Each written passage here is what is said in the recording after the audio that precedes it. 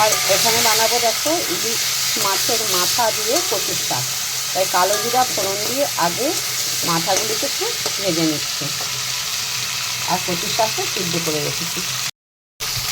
তো মাথাগুলো ভাজা হয়ে গেছে। এখন সিদ্ধ করে রেখেছিলাম কচুর শাকটা জল ঝরিয়ে। এখন কচুর শাকটা দিয়ে তারপরে ভালো করে নাড়তে থাকবো।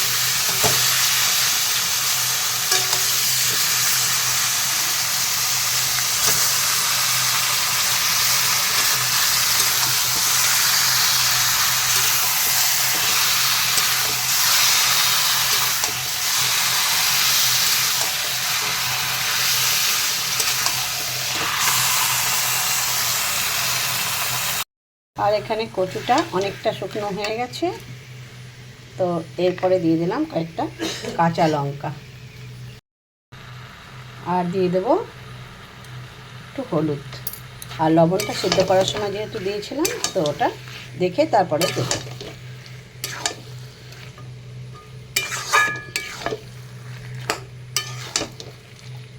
আরও একটু শুকনো করে তারপরে নামাবো।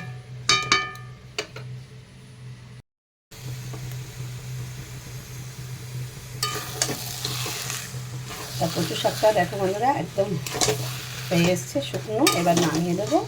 আর একটু ভাজা জিরের গুঁড়ো দিয়ে দিলাম।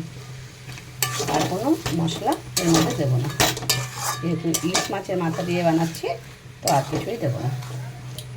তো এরপরে নামিয়ে দেবো।